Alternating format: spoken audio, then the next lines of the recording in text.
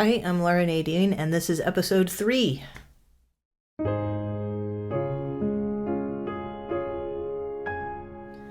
right, we covered a lot last week, and you might still be digesting some of that information, which is okay. So come to this video whenever you're ready. You do not have to move on to a new video each week if you don't really feel like you're ready. But if you are ready, let's go ahead and get your violin marked so that you can start putting your fingers down. Now there's a bunch of different ways that people choose to mark their violins. One of them is using these tapes. They're called art tapes. They used to be called architect's tapes. You can find them on Amazon or at any art or office supply store. It's a very thin, not super sticky kind of tape that can mark the instrument, and you can usually get it in a couple of different colors. I usually get these 4-color packs because that's all we need. 4 different fingers, 4 different colors. You can get them in the thin versions here, or you can get them in the 1/4-inch versions too. I find that the 1/4-inch are actually better for cello than for violin. You can use it on a full-size violin if you'd like, but for the smaller violins especially, you're going to want to use these 1/8-inch tapes that are a little bit more narrow. If you do not want to go through this process, there is one more option. A lot of companies sell a pre-made, pre-marked tape that you slide up on the fingerboard. These are great in a pinch, especially if you're feeling as a parent or as a beginner really uncertain about marking where your fingers are going to go on the violin. This can be an okay start, but it only works on violins that are well made so that the distances are exactly as they're supposed to be. They do also come in one large sticker, which means it's really difficult to remove once you are ready to remove the tapes, and sometimes can have additional marks. I highly, highly suggest that if you're going to use one of these tapes, that's the single tape, please do not use the ones that are marked with the letters on them. Beginners find them very frustrating and very confusing because in the beginning part of violin, we're actually focused on finger patterns and tone, and that can get to be too much. You can learn that theory without having it written on your violin. There is a company called Don't Fret that makes a tape that I think works great. They have colors for the main positions that we're going to be starting with today on our violin, and then white tape marks for the in-between notes that we're going to address later. I think of all the tapes out there, it's the least confusing and the best to start with. But for those of you that are going to be marking your own violin, let's get started. And you are going to need your tuner, the one on your phone, the clip-on, whatever it is that you're using. Do make sure your violin is in tune first. This is incredibly important. You can't learn to play in tune if the strings aren't in tune, right? But also because of this resonance thing, which I've mentioned a couple of times but haven't gone into detail about. So the resonance that I'm talking about is that we have open strings, strings that don't have fingers on them, right? These open strings, G, D, A, and E. If I'm going to play, let's say, the note E on another part of the violin, which would be first finger on my D string, this is also the note E, right? It's going to have a bigger resonance than, let's say, the C sharp. The C sharp, the tone dies down faster than when I'm hitting a note that is also an open string. So I'm hoping that the microphone is picking that up, that note kept resonating after I finished playing. And that's because of sympathetic tones, right? This finger is D. I have a D string, and the sound waves are sympathetically making the D string vibrate as well, giving it that big echoey sound. That's one way violinists work on training their ears to make sure that their intonation is really, really on. You can't do that without attuned strings. To that end, once your violin is tuned and ready to go, we're actually going to reference the first finger on the D string as the note to mark our first finger. That is E. Because it has that resonance, you'll be more certain that you've got it in the right spot. All right, so what we're going to need is our tape and our tuner. Okay, you're going to want to use the very tip of your finger. This is true just for violin playing in general. You want to stack right on top of that bone there. This part of your finger is fleshy and can inconsistently hit the top of the string. Plus, we really just don't want to be playing this way, right? Not a lot of flexibility. So for the tip of your finger, and we're going to go to the D string, okay? Thumb on the side of your violin, not underneath. Hook your first finger and put it down on the D string on the tip. And we're going to look for that E note. Try to get it right on. Look at your tuner and find that E note. Okay, once you feel like you have that note right on, we're going to take a pencil and mark on the fingerboard. Don't worry, the pencil will come right off. Graphite does not hurt an ebony fingerboard. Let's go ahead and mark that with the pencil. So I am going to take where my first finger is. I want to go right up under my finger, which I can't do with it on the string. So what I'm going to do is I'm going to go to the G string, and I'm going to put my pencil mark in alignment with my fingertip where it's pushing down right here, just so I have some sort of a guide where I'm going to be putting my tape. Okay? Once you have that little tiny mark on the side, which is plenty, we're going to get a little bit of tape out. I'm going to use the yellow on my violin so that you can see it really well. It does not matter. You could make them all the same color, whatever. It's all personal choice. Okay. So then what we're going to need to do is get it onto the violin. I'm going to take the tape and go underneath the strings near the bridge so that I can have it on both sides. And then I'm going to go up the fingerboard close to the strings until I get to where I put that mark. Okay. Now if you want to check it again before you fully stick it down, you could just, press it on this way. Kind of let the tapes hang down, and then put your first finger on the D string again and see if you can get that note. You can use pizzicato as well if you want. All right, if you feel like you've got it right, the tape needs to go straight across your violin. If you cannot put on a tape on your violin straight across without the notes being out of tune, then something is wrong with the way that it's made, either here at the nut or here at the bridge. Violins that are made properly, the notes are at the same spot as you venture from string to string. So get that as parallel as you can to this piece here at the nut. Then I'm going to wrap it around the back and tear off any additional tape that I have here. This tape is not going to stay there forever. It will peel off. I like these low adhesive tapes for that very reason. One, you're not playing your entire life with tapes on your violin. You will learn how to hear your notes and how to play in tune without them. This is just for beginning practice.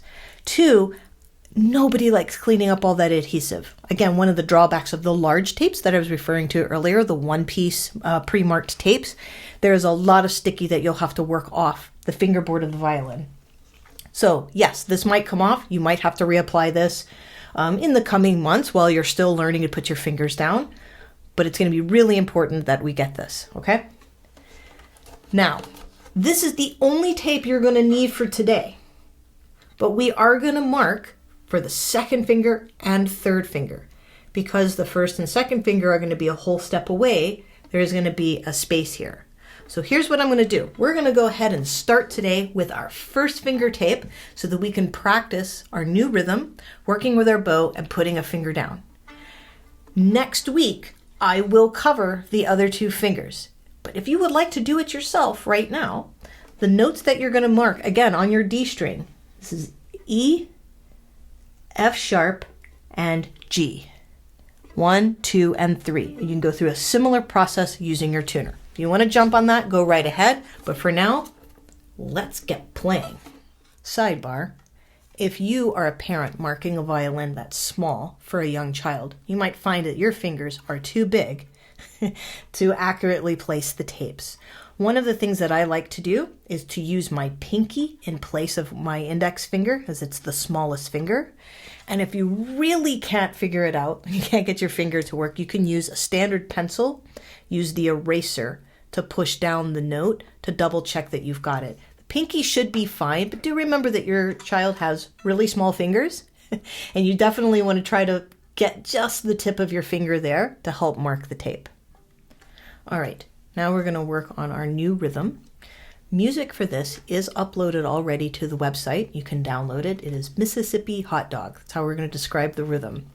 You do not need sheet music right now. You can do all of this by watching and copying. We will get to the note reading, I promise. But for now, let's be really focused on playing in tune and getting a nice tone from this bow hold that you spent the week trying to learn to do. And some of you might be doing the beginner bow hold or the advanced, whatever it is. Let's get that bow hold just right.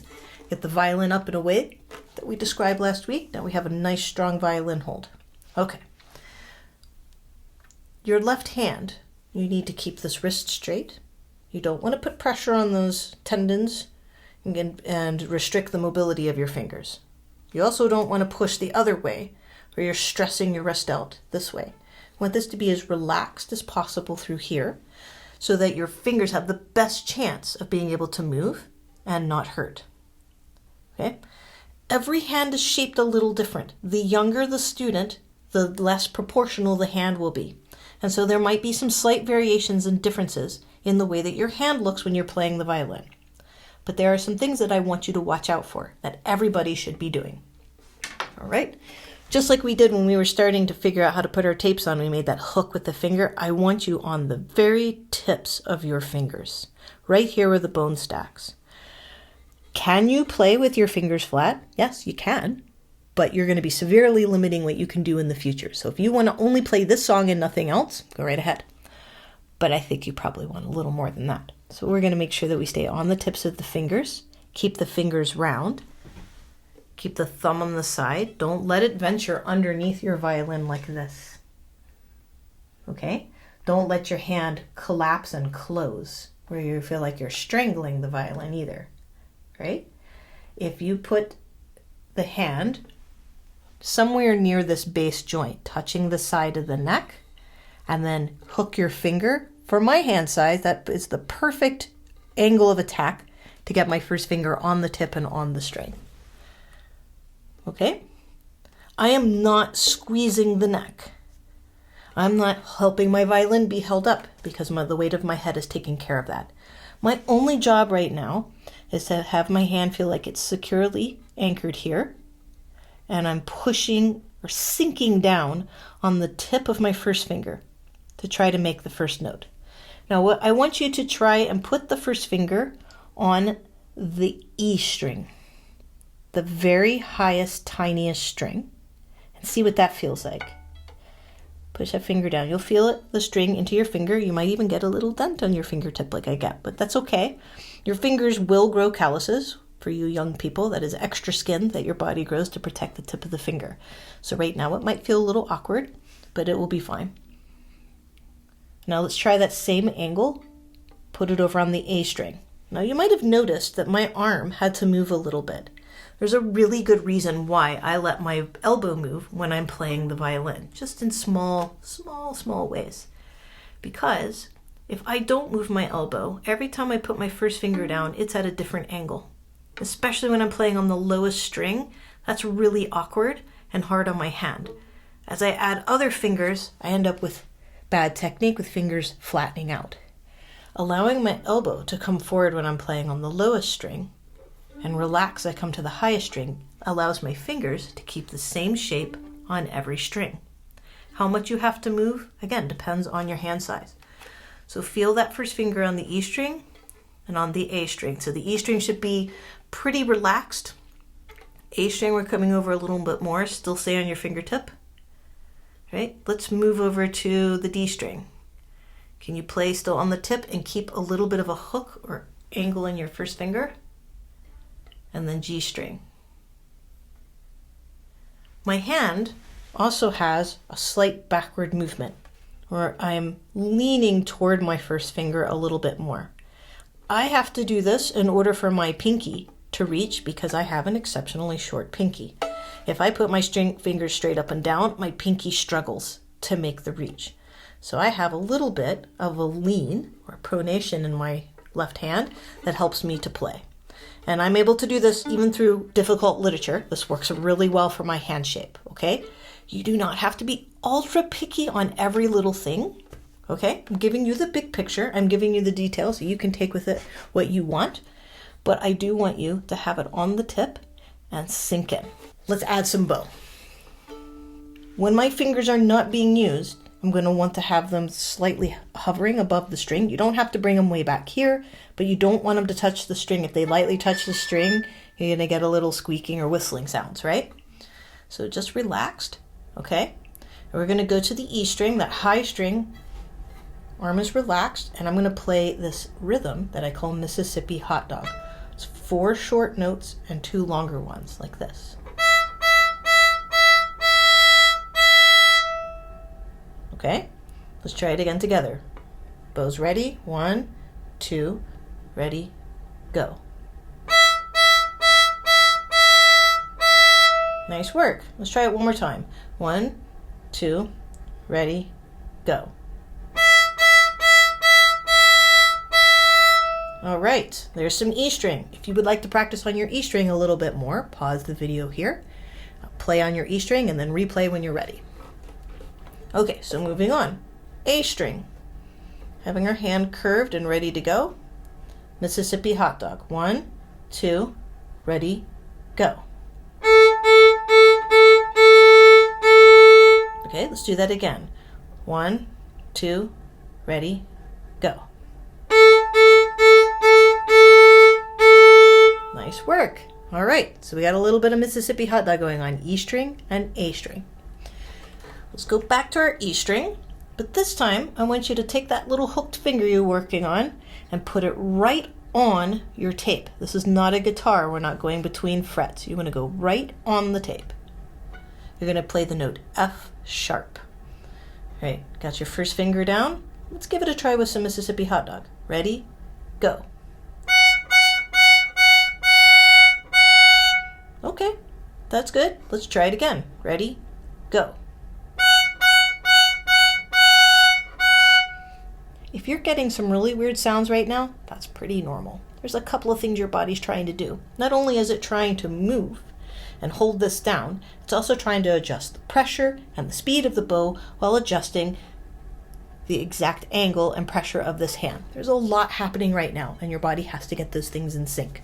You might get some weird noises like that. That means maybe you're not pushing your finger down quite hard enough. Right? If you're squeezing super hard and it's making your shoulder or your wrist hurt, maybe release your hand, shake it out, and then try again, trying to relax a bit. If you're hearing this sound, that might be too much bow, or you're too far over the fingerboard. That part doesn't have a very good resonance. Remember to keep your bow here in the middle, between the bridge and the end of the fingerboard. Okay, pause here if you need to, practice your open strings and your first finger, and when you're ready, we're going to put it together into a little tiny one-line song. Here we go with the amazing first finger. We're going to play Mississippi Hot Dog. We're going to start on our A string, move to E, then use the first finger, then go back to open E. Remember, open is no fingers. If you're deciding that you want to look at the sheet music at this point, remember that I have set up a color code system. Your A string notes are going to be written in blue, and your E string notes are going to be written in black. Finger numbers are indicated above the notes so you know which finger to use. 0 means no fingers or open string. From now on, I'm going to keep referring to 0 as open string, open A, open E. So remember that term. All right, here we go. We're going to play Mississippi Hot Dog. We're going to start on the A string. I'm going to have my hand ready, but my fingers not touching the string. Are we ready? 1, 2, Mississippi Hot Dog. Whoa, that was faster than you thought, right? Yeah, we're trying to speed that up a little bit. Let's try that again. 1, 2, ready, go. Nice work. All right, now we're going to go to the E string. Toggle your bow over to the E. We're going to play it quickly. 1, 2, ready, go. Nice work. Okay, bring that first finger down onto the tape. Push down on the finger. Here we go, Mississippi Hot Dog. 1, 2, ready, go. Nice work. Bring your first finger back up. Play open E. 1, 2, ready, go. Yes, you want to keep working on trying to get a nice, quick Mississippi. In the music, those are 4 16th notes. Those are the notes that are attached together with the 2 bars, 16th notes.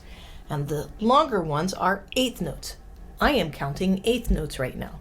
1, 2, ready, go. Mississippi hot dog. Open A, E, first finger, E. I'm going to do it in order without stopping. Are we ready? Get our rhythm going. Okay? Here we go. 1, 2, ready, A. On the E, ready, go. First finger, ready, go. 0 fingers, ready, go. Right. There are chapter marks on all of these videos. Feel free to stop at any point. Play that as many times as you need to. If you were struggling to keep up with me today, that's okay. I'm giving you material that's going to carry you through the week. By the end of the week, you'll be playing this faster, and this won't feel like it's going so fast. For right now, for your very first time trying it, probably is going by a little quick, and that's okay. Take it back to the slower part. Practice it slower. You can play with me as much as you need to. Repeat back as much as you need to. And I want you to make sure that you're picky about things like your wrist and the angle that you're playing the violin. This is the next most important thing to your bow hold. This is what's going to make the notes you are working so hard to pull out with your bow. Okay?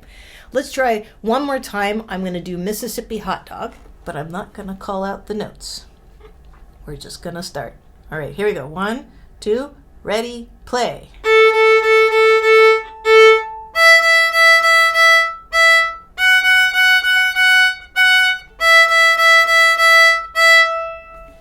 Nice work. If you're not playing it this fast by the end of the week, please don't worry. Accuracy and quality of tone are always more important. We'll work on speed a little bit later. Keep your bow strokes small and here in the middle, because we are playing 16th notes, and get comfortable playing on different strings. If you decide that you would like to do this week, you could start on your D string and still be able to play your song. D string, A string, first finger A string, A string. You have lots of work to do this week. I know we're going really slow, but remember why we're doing this, right? I mentioned at the very beginning of the series, I'm not going to give you false promises about do this and your playing will improve in 30 days or in 3 hours or whatever is being promised. What makes you a better violinist is doing it and doing it every day. Play your violin every day. There's tons of research, even in mindfulness, that says that if you do this for 10 minutes every day, that is better than 1 hour once a week.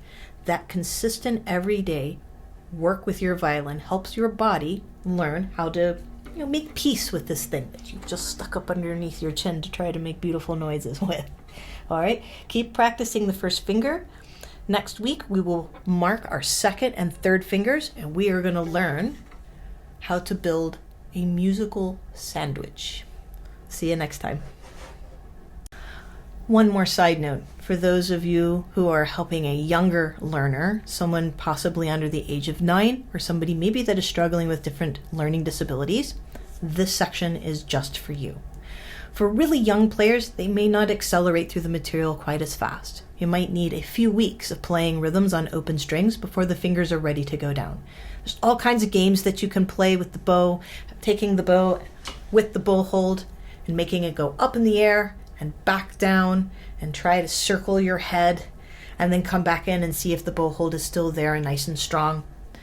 Young students can put their violin on their shoulder, put their arm here, and try to walk a few steps without losing the violin. That one usually panics parents a little bit because they're afraid the instrument's going to be broken, but you can be there to support and to help. The thing that's important at the really young ages is developing a desire and a love for the instrument. Listening to songs, watching other people play online, and building inspiration are all fun. Playing should be worked into the day like any other thing, any other activity like coloring or having dinner with the family. It should just be this fun event. Guardians, learning along with your younger learner is also very helpful. Children like to do things together with their parents, especially when they're really young, and being able to play with them on the violin and going through the same struggles is very, very helpful. If you are working with a player that has any variety of disability, that could be a cognitive disability, a developmental disability, or a physical disability, there are ways around just about everything to try to help a student learn to play. Again, developing comfort, working in steps, sometimes breaking things down. So for some of my developmental disability students, telling them to make a hook with the first finger simply isn't enough. We might actually have to help bend the finger and help develop picking the finger up and down off of the violin this way, aided at first, and then letting go to complete the motor movement. Breaking things down into however many steps you need. Everything else should be made fairly accessible. We have these audio recordings for anybody that can't see what I'm doing, trying to give a physical description as much as I can. If I'm missing something, please let me know, and I will include more details in the upcoming videos. I have the color code system for anybody struggling with things like dyslexia or vision issues, and I've made the music as clean and as clear as I can. Please let me know how else I can support you by reaching out, and have a wonderful week. Please let me know how else I can support you